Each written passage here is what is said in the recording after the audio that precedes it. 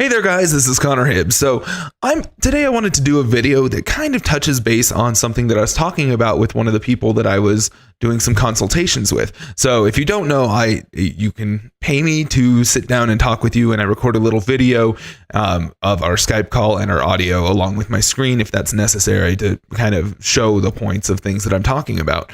But anyway, this client that I was talking with recently, he shoots product, and the product that he shoots kind of has a mixture between a lot of the stuff being 100% made out of fabric and other things being mixtures of fabric and sort of wood, shinier materials. And something that I was trying to tell him about was the fact that you have to shoot these things differently sometimes, especially when you're talking about what is considered high efficiency photography.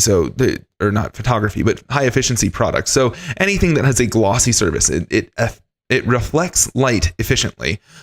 You have to make some different choices in lighting stuff. Sometimes, not all the time, but there are times in which, because it's so reflective, it's going to reflect everything around it, that you want to not necessarily light bounce cards for the sake of bouncing light onto the subject, but because they are reflective, they will reflect the appearance of everything that's around them. So this whole video is just kind of showing off me taking some photos of a little ceramic wiener dog that I have in my house, and it just happens to be kind of shiny and it was black, so that will go even further to show the differences in those textures being shown. So let's get into the video, and I will talk about kind of what I'm doing. I had a generalized game plan when I was shooting this video yesterday, but it ended up just kind of being messing around and playing and trying some different things to show different ways that I would go about lighting something that is highly reflective or very efficient with its reflection. So let's get into the video. So I am going to have to try and follow all the way through this video and remember exactly what I was trying to show as I was doing it, because while I had kind of a game plan, it wasn't perfect. So in this first few images, right now I am actually overexposing the dog. So I have my camera set to ISO 100 at 1/125th of a second, right around f9. And when I was metering this, it was actually turning out to be somewhere around f14. So that's to say that I am overexposing the dog. And you can see that just because the black of the ceramics are going to a little bit of the gray in the spots where the light is hitting.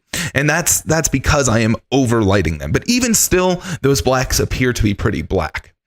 Now, I'm backing my light away here for this shot to just show that if I set my light to that overexposed rate without having a highlight nearby to create a specular, or the stark highlight that you have there, you're really going to lose all shape and form in an object like this, even though I'm overexposing for it.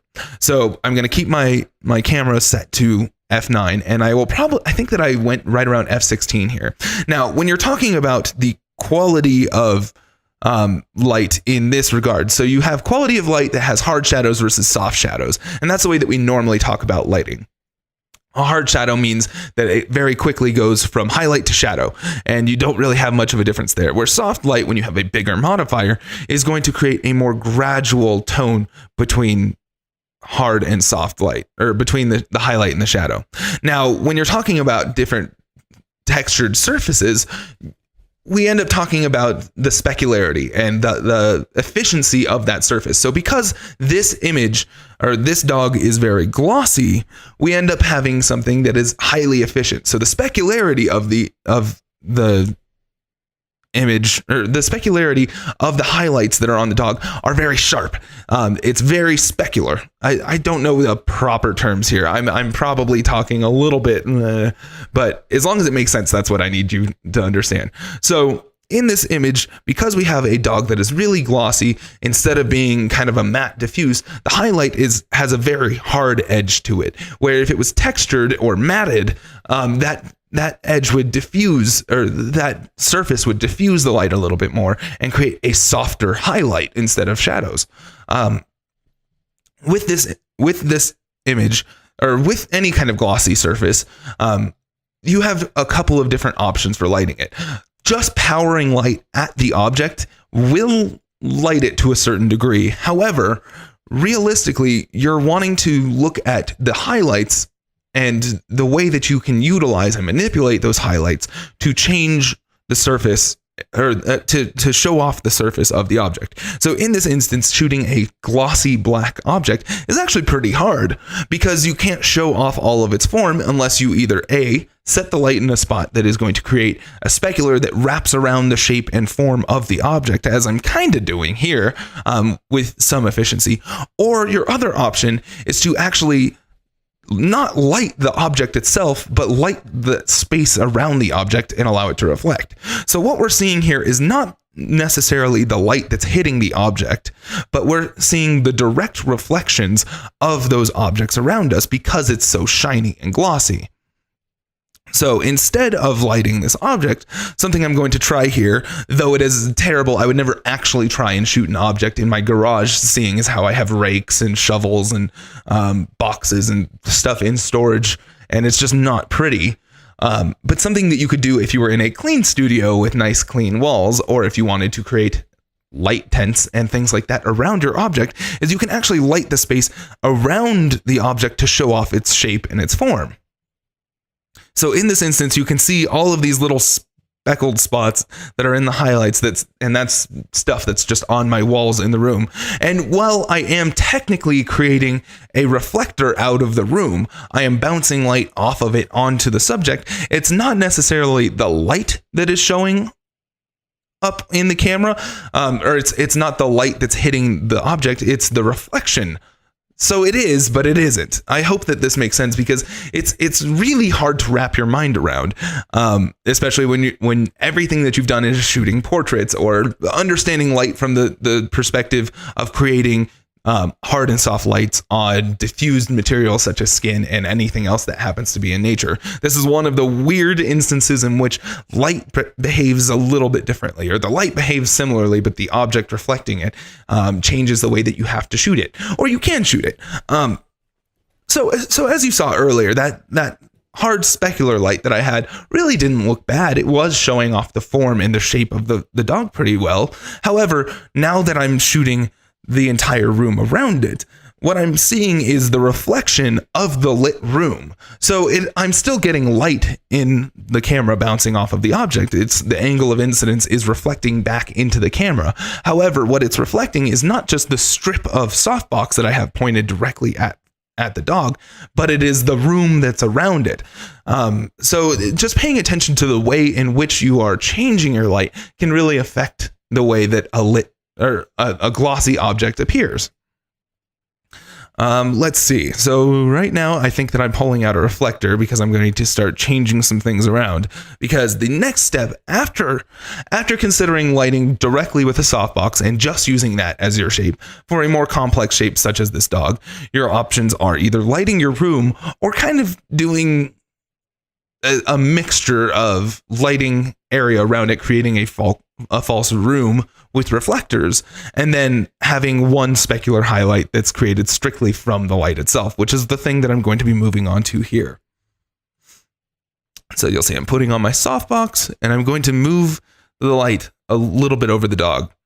Now, the interesting thing about this is, as you saw earlier, when I was overexposing the image, when I was overexposing with light, for this dog, it really didn't appear much different. It didn't appear that much brighter. And that's because it was only brighter in the areas where it was reflecting the reflection of the softbox.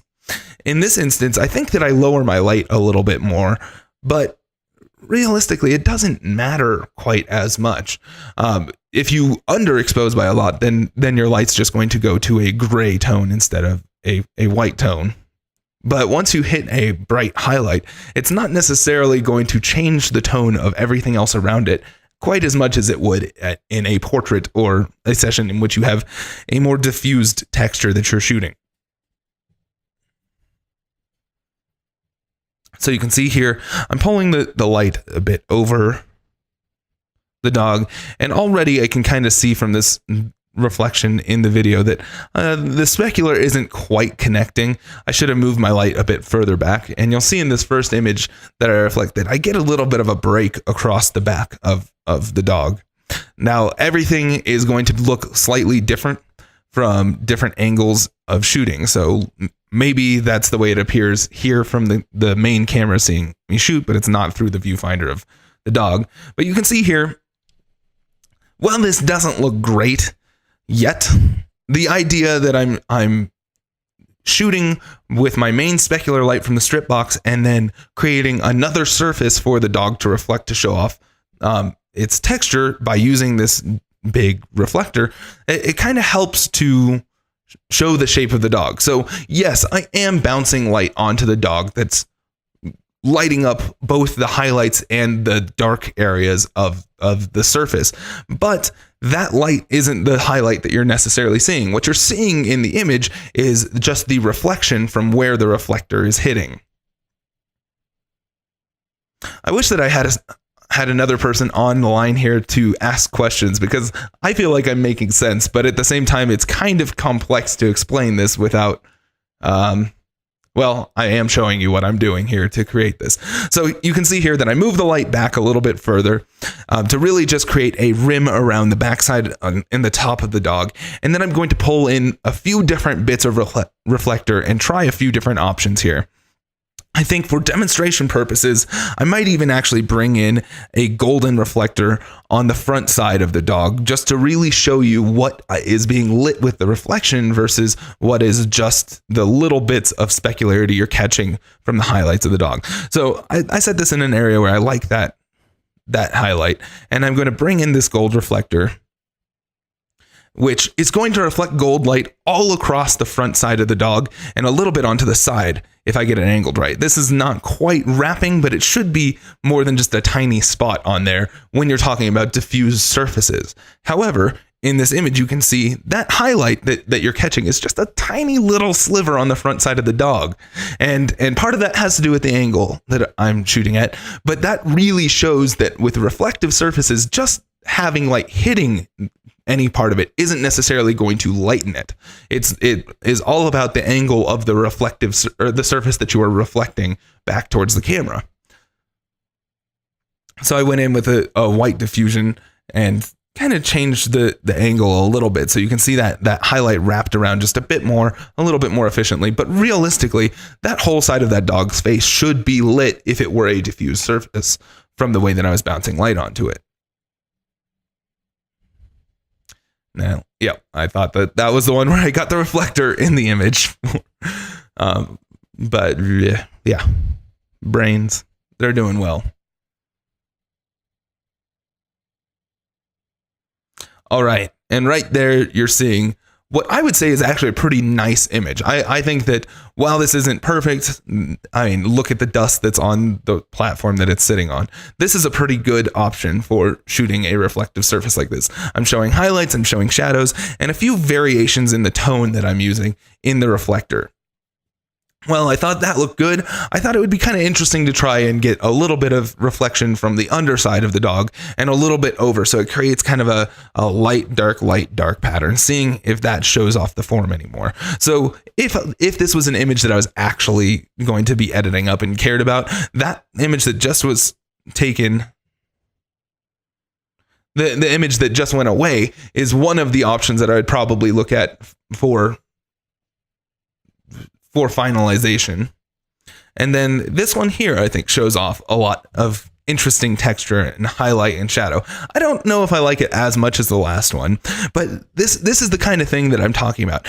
I am mainly just looking at the overall shape and texture of the object that I'm shooting, and just making sure that I am reflecting areas around it to create those highlights properly. So from here, I think that I'm probably going to produce a second step to this video in which I am showing myself shooting this Amazon Echo that has a little bit more of a diffused surface on it that's still going to act in a similar fashion to what this dog does, but the appearance that you end up getting is different. The way that you would shoot with it is going to be a bit different because it's a less efficient surface. I hope that explains this subject a bit more. please feel free to get in contact with me or comment on here. Talk to me on the Facebook page. If you're not a part of Improve Photography, go to Improve Photography Podcast Listeners, I think is what it's called on Facebook. It's something like that. And interact with us there, because I'm there all the time. I'm assuming that many of the people watching right now are probably led to this video through that. But yeah, that's everything. We're talking about the efficiency of glossy surfaces and how to ways in which you can approach shooting them. Yeah. I should start doing blooper reels because I look like a doof right now. All right. Thank you guys for watching. I really appreciate it, and have a great day. Bye-bye.